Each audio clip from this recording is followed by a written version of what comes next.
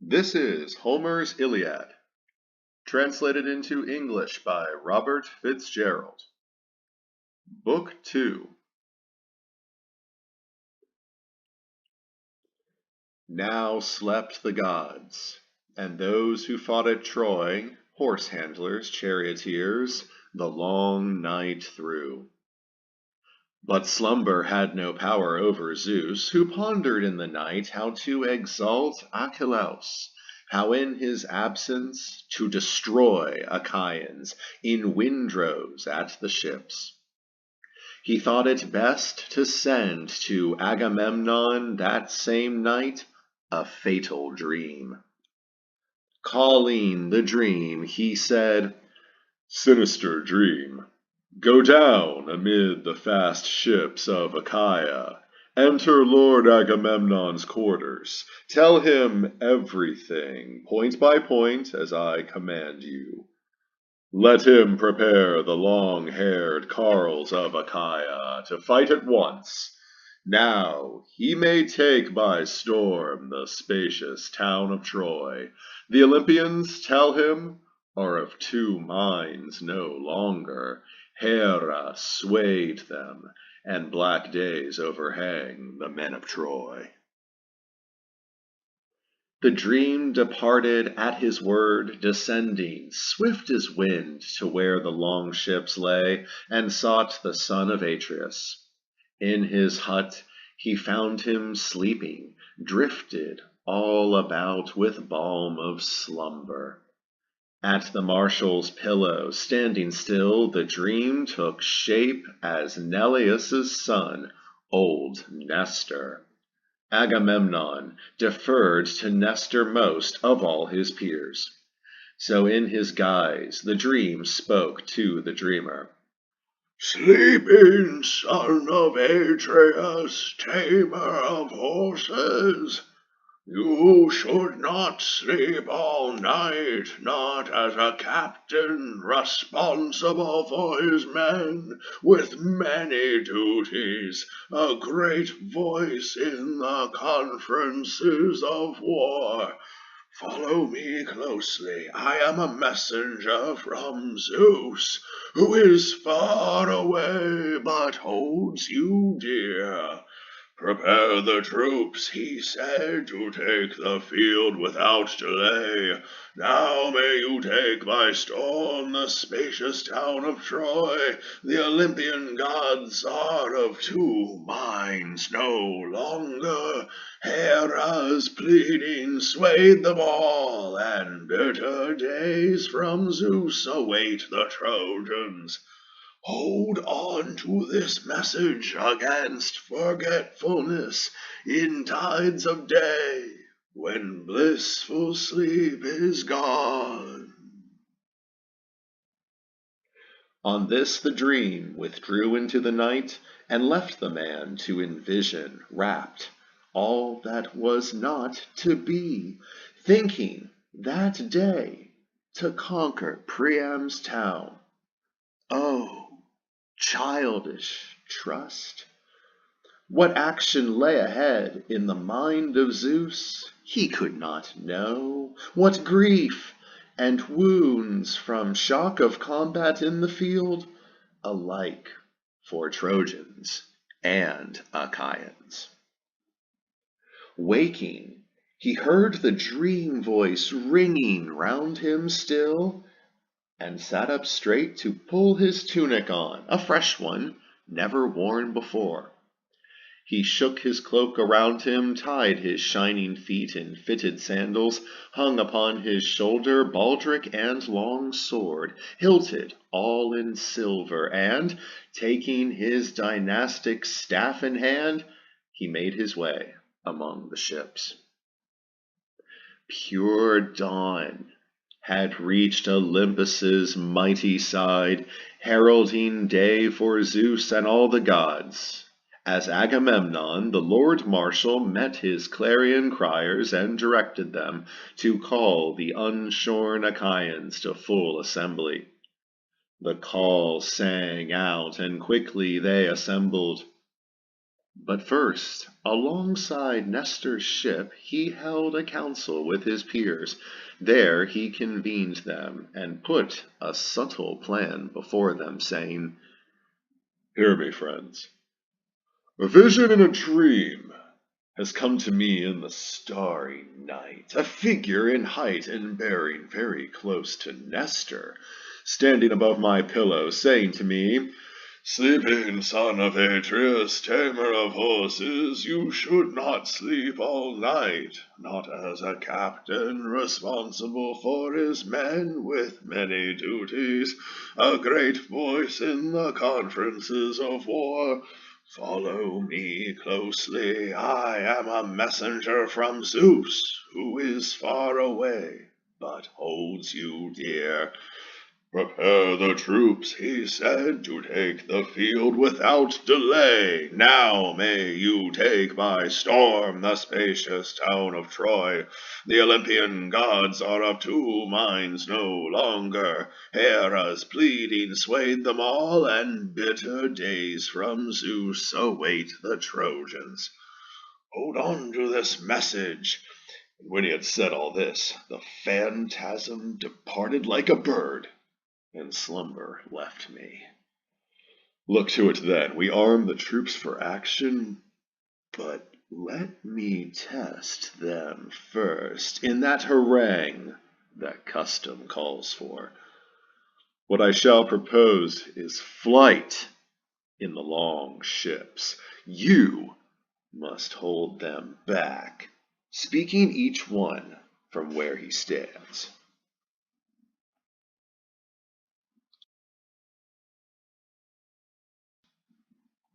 How curtly he told his curious plan, and took his seat. Now stood Lord Nestor of the sandy shore of Pylos, in concern for them, and spoke. Friends, lord and captains of the Argives, if any other man had told this dream, a fiction we should call it, we'd be wary. But he who saw the vision is our king. So up with you, and we'll put the men in arms. On this he turned, and led the way from council, and all the rest, staff-bearing councillors, rose, and obeyed their marshal. From the camp the troops were turning out now, thick as bees that issue from some crevice in a rock face, endlessly pouring forth to make a cluster and swarm on blooms of summer here and there, glinting and droning, busy in bright air. Like bees, innumerable, from ships and huts, down the deep foreshore streamed those regiments toward the assembly ground. And rumor blazed among them like a crier sent from Zeus.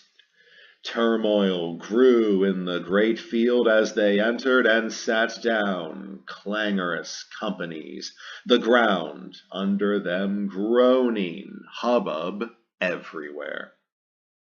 Now 9 men, criers, shouted to compose them. Quiet! Quiet! Attention! Hear our captains! Then all strove to their seats and hushed their din. Before them now arose Lord Agamemnon, holding the staff Hephaestus fashioned once, and took pains fashioning. It was a gift from him to the son of Cronos, lordly Zeus, who gave it to the bright pathfinder Hermes. Hermes handed it on in turn to Pelops, famous charioteer, Pelops to Atreus, and Atreus gave it to the sheep-herder Thyestes, he to Agamemnon, king and lord of many islands, of all Argos, the very same who, leaning on it now, spoke out among the Argives.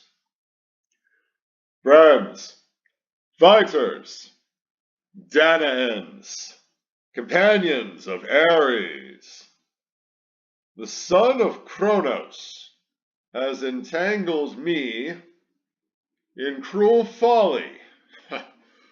Wayward god, he promised solemnly that I should not sail before I stormed the inner town of Troy. Crookedness and duplicity, it is clear. He calls me to return to Argos beaten after these many losses. Well, that must be his will and his good pleasure. Who knows why?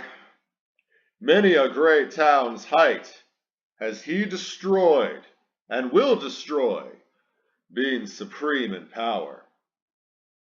Shameful indeed that future men should hear we fought so long here, with such weight of arms, all uselessly.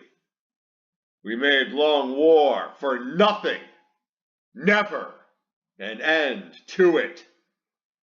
Though we had the odds, if we Akhaians and the Trojans should hold a truce and tally on both sides. On one side, native Trojans, on the other, Akhaian troops drawn up in squads of 10, and each squad took one Trojan for a steward, well, then many squads would go unserved. I tell you, Akhaian men so far outnumber those whose home is Troy. But the allies are there. From many Asian cities came these lances, and it is they who hedge me out and hinder me from plundering the fortress town of Troy. Under great Zeus, 9 years have passed away, making ship timbers rot, old tackle fray, while overseas our wives and children still await us in our halls. And yet the mission on which we came is far from being done. Well and good. Let us act on what I say. Retreat! Embark for our own fatherland. We cannot hope any longer to take Troy.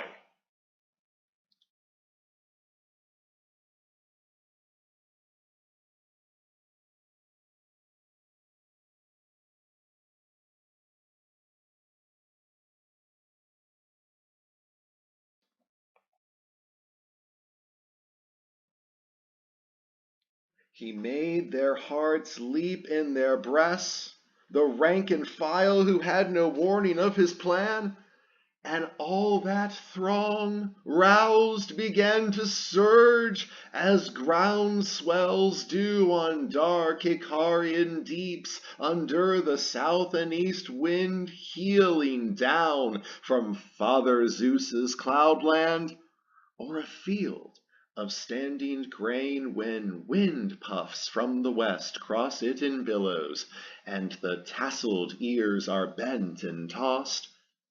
Just so moved this assembly, shouting confusedly, they all began to scramble for the ships.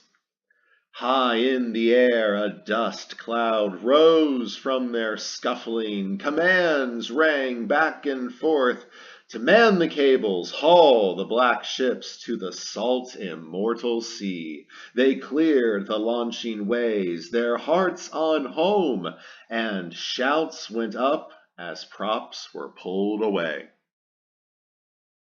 Thus, overriding their own destiny, the Argives might have had their voyage homeward, had Hera not resorted to Athena and cried, "Can you believe it?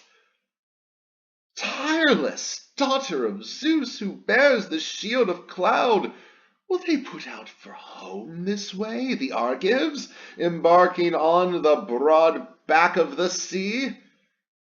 Oh, How could they now abandon Helen, princess of Argos? Leave her in Priam's hands, the boast of every Trojan. Helen, for whom Akhaians died by thousands, far from home? Go down through the ranks of men-at-arms in your mild way. Dissuade them one by one from hauling out their graceful ships to sea.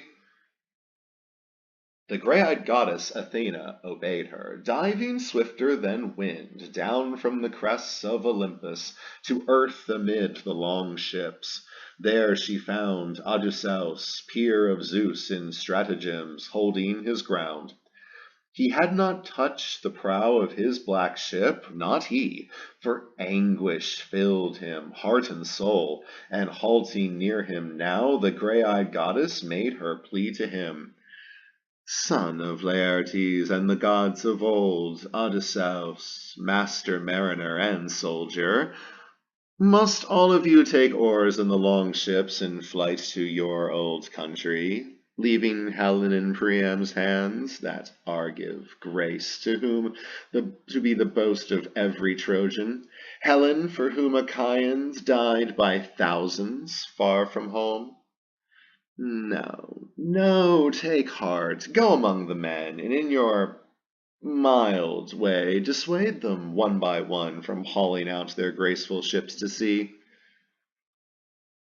Knowing the goddess's clear word when he heard it, Odysseus broke into a run. He tossed his cloak to be picked up by his lieutenant Eurybates of Ithaca, and wheeling close to the silent figure of Agamemnon, relieved him of his great dynastic staff, then ran on toward the ships. Each time he met an officer or man of rank, he paused, and in his ear he said, "Don't be a fool! It isn't like you to desert the field in the way some coward would. Come, halt, command the troops back to their seats.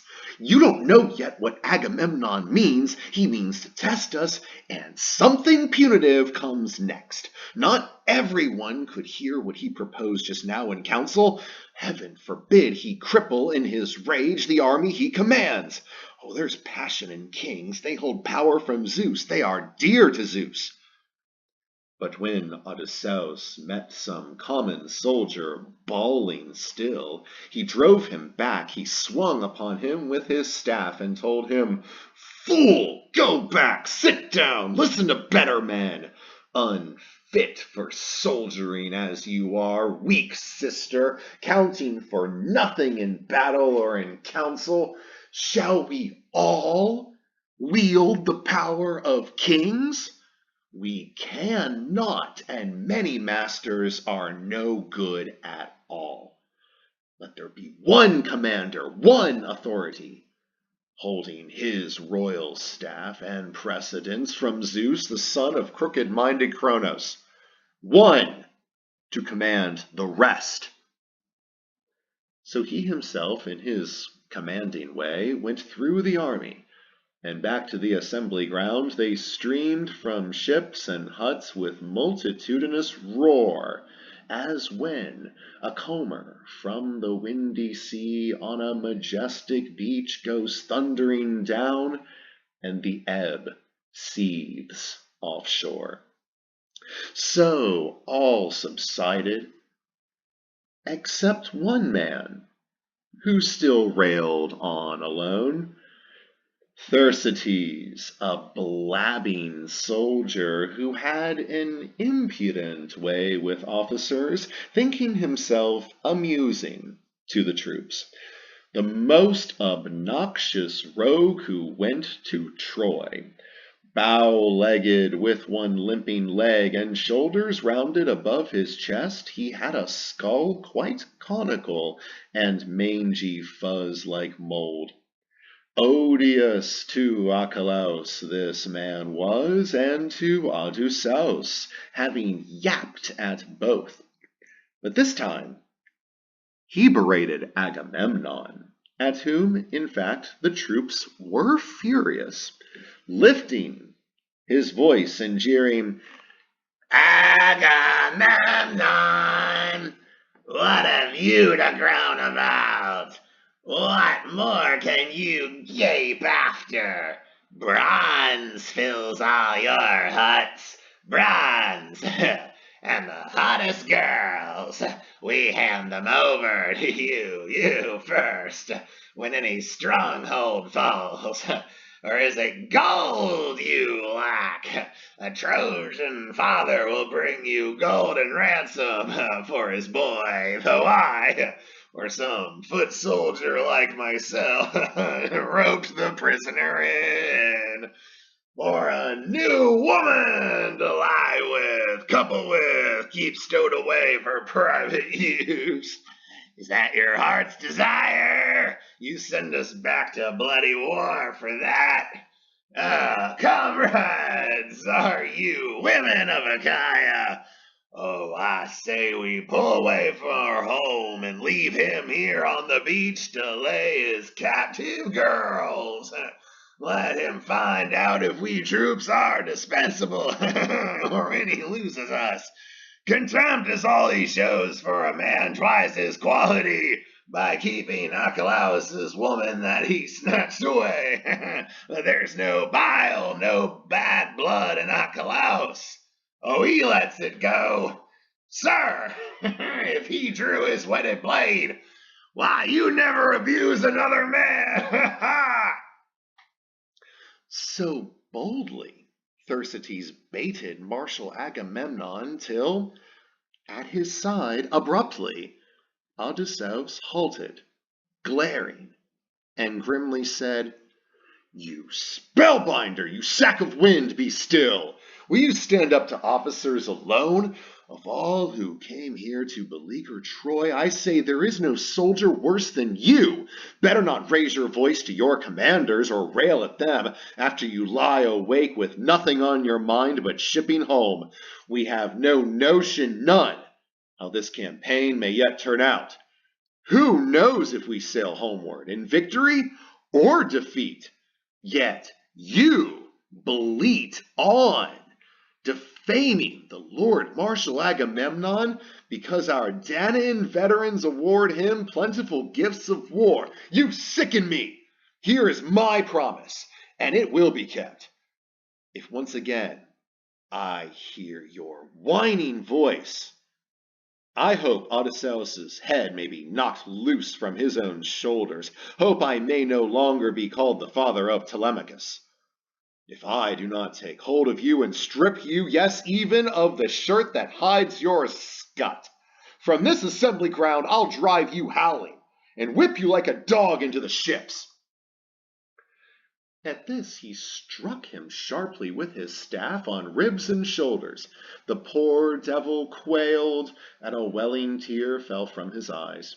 A scarlet welt raised by the golden-studded staff sprang out upon his back. Then, cowering down in fear and pain, he blinked like an imbecile and wiped his tears upon his arms. The soldiers, for all their irritation, fell to laughing at the man's disarray. You might have heard one fellow glancing at his neighbor say, "Oh, what a clout! 1,000 times Odysseus has done good work thinking out ways to fight or showing you how to do it. This time, though, he's done the best deed of the war. He's made that poisonous clown capsize. By God, a long, long time will pass before our hero cares to call down his chief again." The crowd took it in this way. But the raider of cities, Odysseus, with his staff, stood upright there, and at his side grey-eyed Athena stood in aspect like a crier calling "Silence!" that every man, front rank and rear alike, might hear his words and weigh what he proposed. Now, for their sake, he spoke. "Lord Agamemnon, son of Atreus, king, your troops are willing to let you seem disgraced in all men's eyes. They will not carry through the work they swore to en route from Argos, from the blue grass land. Never to turn back till they plundered Troy. No, now, like callow boys or widowed women, they wail to one another to go home. Oh, I grant this hardship wearying to everyone. I grant the urge to go on. Who can forget 1 month at sea, no more, far from his wife, will make a raider sick of the rowing bench, sick of his ship, as gales and rising seas delay him even a month. As for ourselves, now is the 9th year that we keep the siege. Well, no wonder at it. Well, I cannot blame you men for sickening by the beaked ships. But still, it would be utter shame to stay so long and sail home empty-handed. Hold on hard, dear friends. Come, sweat it out until at least we learn if Calchas made true prophecy or not. Here is a thing we cannot help remembering, and every man of you whom death has spared can testify. That one day, just when the ships had staged at Aulis, loaded every one with woe for Priam and the men of Troy, we gathered round a fountain by the altars, performing sacrifices to the gods under a dappled sycamore. The water welled up shining there, and in that place the great portent appeared. A blood-red serpent from Zeus himself, sent gliding to the light, blood-chilling, silent from beneath our altar, twined and swiftly spiraled up the tree. There were some fledgling sparrows, baby things hunched in their downy wings, just 8 of these among the leaves along the topmost bough, and a 9th bird, the mother who had hatched them. The serpent slid to the babies and devoured them, all cheeping pitifully, while their mother fluttered and shrilled in her distress. He coiled and sprang to catch her by one frantic wing. And after the snake had gorged upon them all, the god who sent him turned him to an omen, turned him to stone, hid him in stone, a wonder worked by the son of crooked-minded Kronos, and we stood awed by what had come to pass. Seeing this portent of the gods had visited our sacrifices, Calchas told the meaning before us all at once. He'd said, "Dumbfounded are you, gentlemen of Achaia? Here was a portent for us, and a great one, granted us by inscrutable Zeus, a promise long to be in fulfillment. But the fame of that event will never die. Consider! The snake devoured fledglings and their mother. The little ones were 8, and she made 9. 9 are the years that we shall wage this war, and in the 10th we'll take the spacious town." That was his explanation of the sign.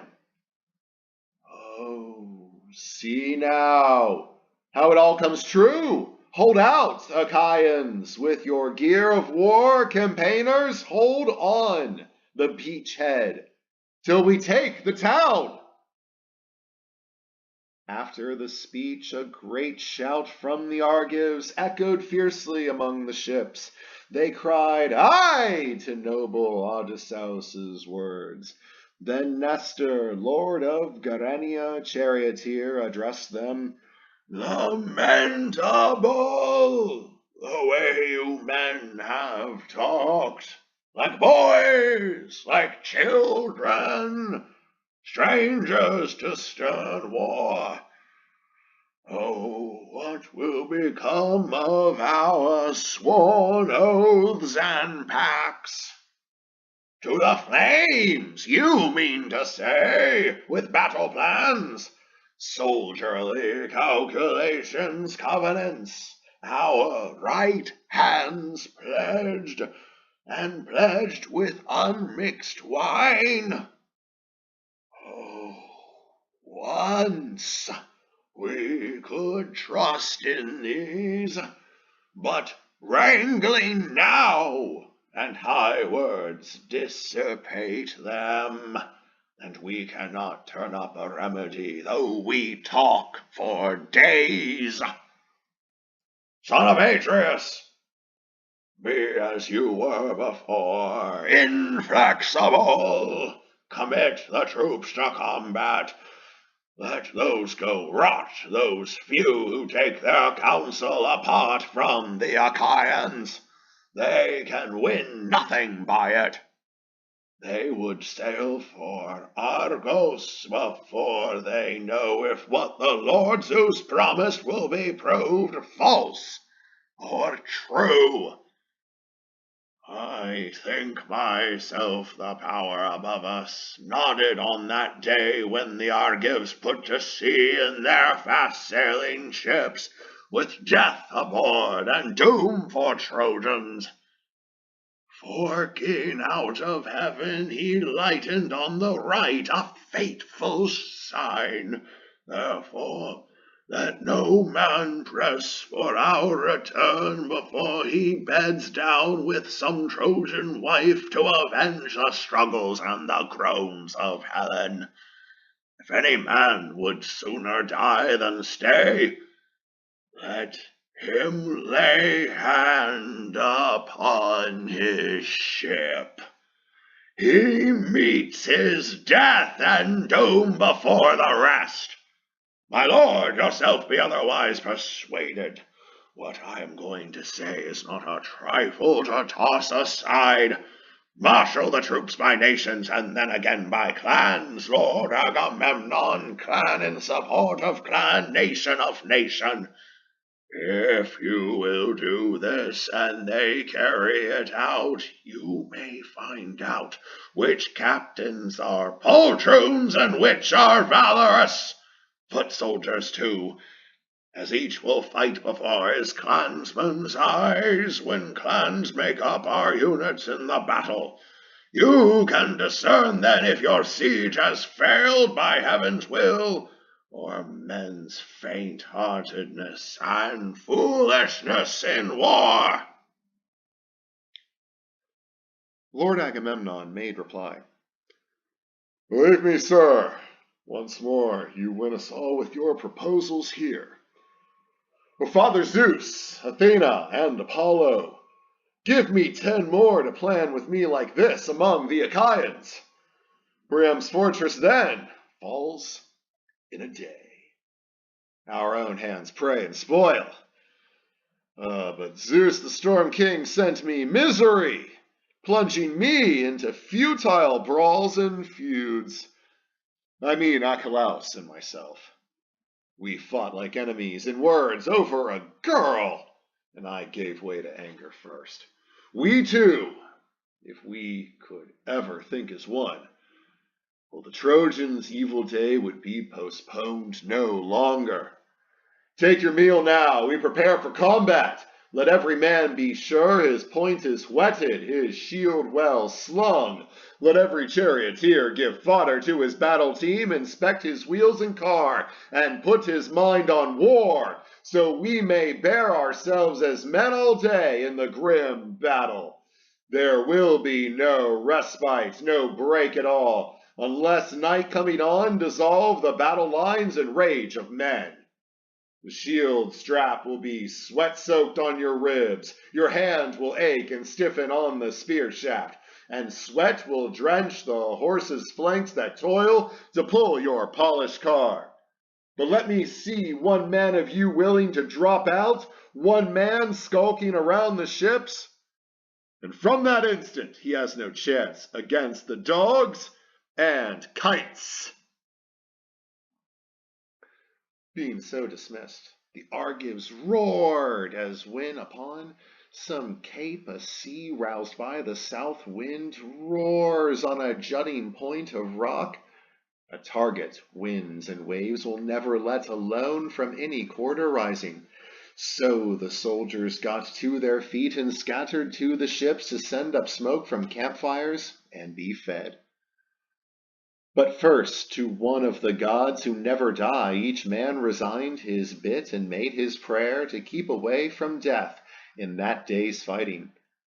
As for Lord Agamemnon, their commander, a fattened ox he chose for sacrifice to Zeus, the overlord of heaven, calling round him the senior captains of the Akhaian host. Nestor, then Lord Idomeneus, then those two lords who bore the name of Aias, then the son of Tydeus, and sixth Odysseus, the peer of Zeus in warcraft. Menelaus, lord of the war cry, needed no summoning. He knew and shared the duties of his brother. Around the ox they stood and took up barley, and Agamemnon prayed on their behalf. Oh, Excellency, oh, Majesty, oh, Zeus, beyond the storm cloud, dwelling in high air, let not the sun go down upon this day into the western gloom before I tumble Priam's blackened roof tree down, exploding fire through his portals. Let me rip with my bronze point the shirt that clings on Hektor, and slash his ribs. May throngs round him lie, his friends, head down in dust, biting dry ground. But Zeus would not accomplish these desires.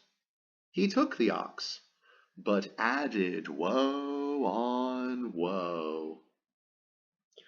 When prayers were said and grains of barley strewn, they held the bullock for the knife and flayed him, cutting out joints and wrapping these in fat, 2 layers, folded, with raw strips of flesh to burn on cloven faggots, and the tripes they spitted to be broiled. When every joint had been consumed and kidneys had been tasted, they sliced the chines and quarters for the spits, roasted them evenly, and drew them off. The meal being now prepared and all work done, they feasted royally and put away desire for meat and drink. Then Nestor spoke. Excellency, Lord Marshal Agamemnon, we shall do well to tarry here no longer, we officers in our circle. Let us not postpone the work heaven put into our hands. Let criers among the Akhaian men-at-arms muster our troops along the ships. Ourselves will pass together down the Akhaian lines to rouse their appetite for war.